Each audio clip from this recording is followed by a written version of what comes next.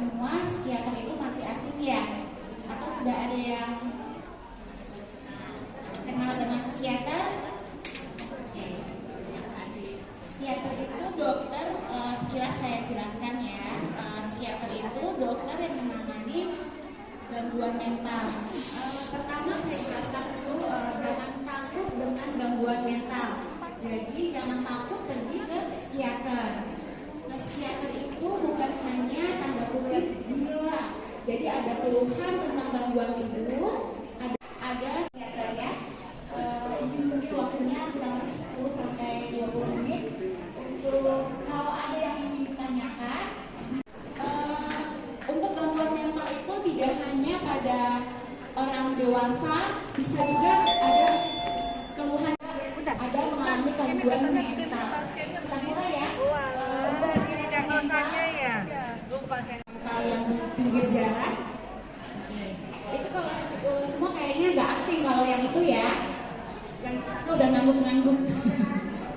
Nah, kalau yang di pinggir jalan itu, kalau secara medisnya disebut dengan psikotik atau skizofrenia. Jadi kalau secara medis, skizofrenia itu terpecah. Dia nggak sadar kalau diri dia itu mengalami gangguan halusinasi itu berasal dari pikirannya. Pokoknya dia nggak sadar semuanya, dengan lingkungan sosialnya dia nggak sadar karena jiwanya terpecah. Nah, biasanya kalau orang-orang yang dengan gangguan jiwa yang di pinggir jalan tadi itu ada banyak gejalanya, dari gejala yang mendengar halusinasi, mengamuk, bicara sendiri, sering ya pasti ngeliat ya orang-orang yang itu, atau mungkin tetangga kita mungkin juga ada yang mengalami seperti ini, atau ada keluarga kita yang mengalami seperti ini. Bukan berarti orang-orang yang mengalami keluhan seperti ini harus kita jauhi ya. Justru mau gangguan mental atau gangguan fisik semua sama. Biasanya ada halusinasi, dia tiba-tiba merasa ada suara-suara bisikan di telinganya yang dia sendiri nggak tahu bahwa suara-suara itu berasal dari dirinya sendiri, dari pikirannya sendiri. Terus tiba-tiba dia emosi, bicaranya ngawur, tiba-tiba ngomongnya ngelantur, tembok diajak ngomong, atau pohon kelapa diajak bicara, diajak komunikasi. Seperti itu gejala-gejalanya. Kalau saya ambil singkat aja ya, kalau kelainan yang skizofrenia tadi atau psikotik tadi itu secara biologi di otak, jadi bukan karena disantet, bukan karena diguna-guna, bukan dikirim teluk, bukan ya Bapak Ibu ya.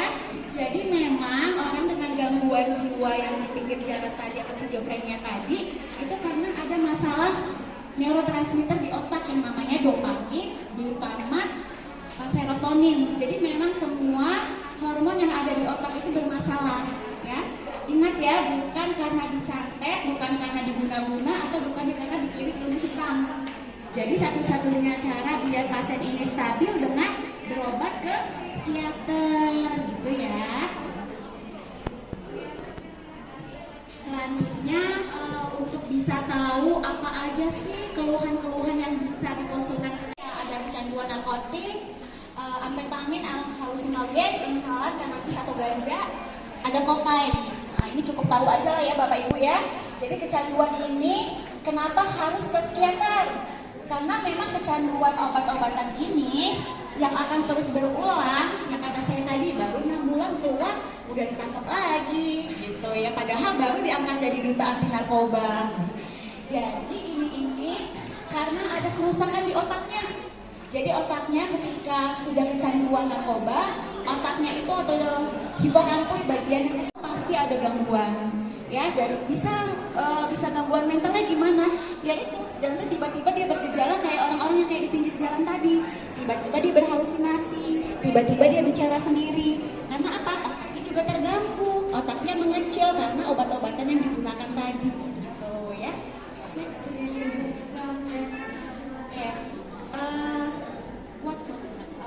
Gimana sih kecanduan narkoba itu bisa menyebabkan gangguan psikotik atau gangguan yang tadi ada halusinasi, marah-marah, seperti itu gimana? Jadi banyak yang digunakan entah itu dari obat-obatan, alkohol, atau kombinasi dari obat-obatan atau alkohol yang saya sebutkan tadi, amfetamin, ganja,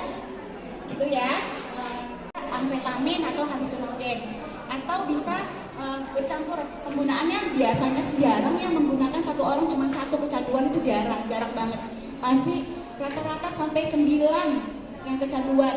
Nggak hanya alkohol, kayaknya bohong kalau orang cuma kecanduan alkohol aja, bohong.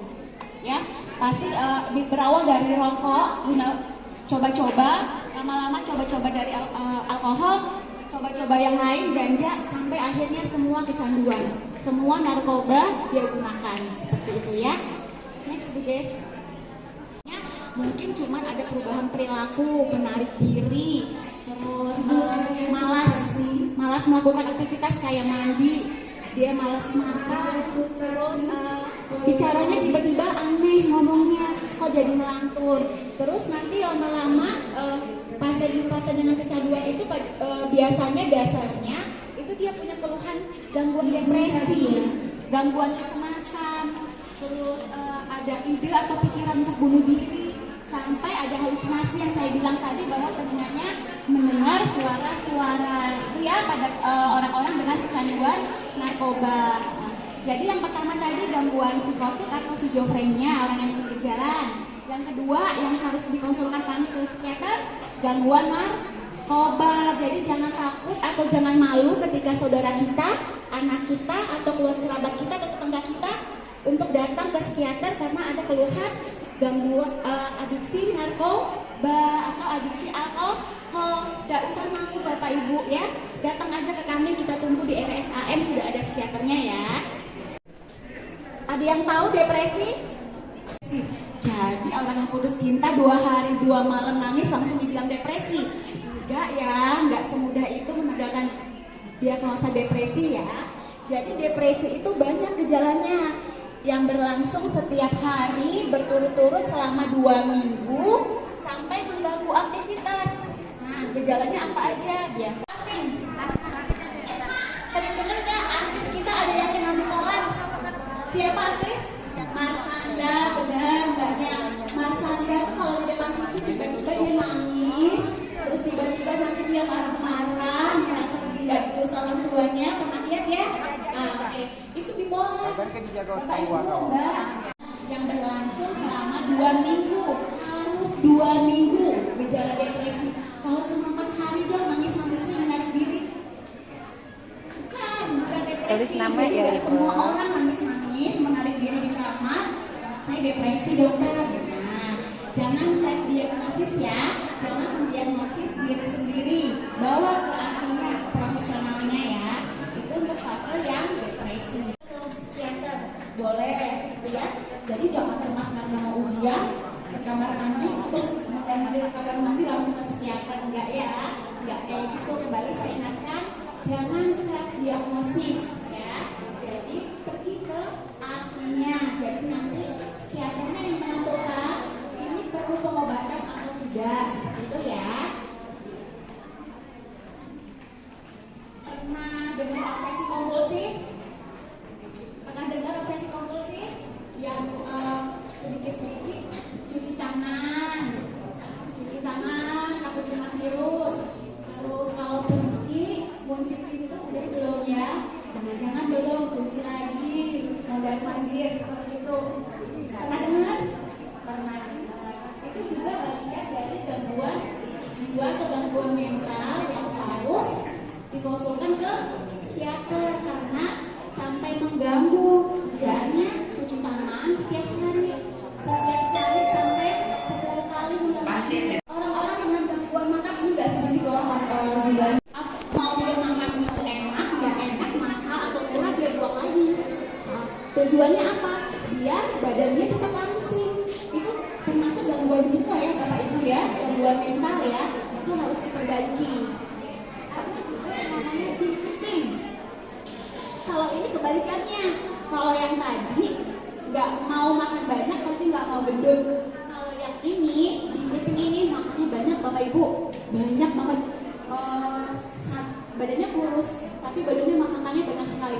Jadi orang normal mungkin satu piring atau 2 piring.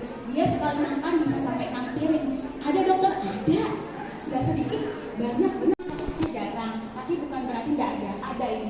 Jadi begitu dikonsulkan ke dokter anak, perutnya kembung,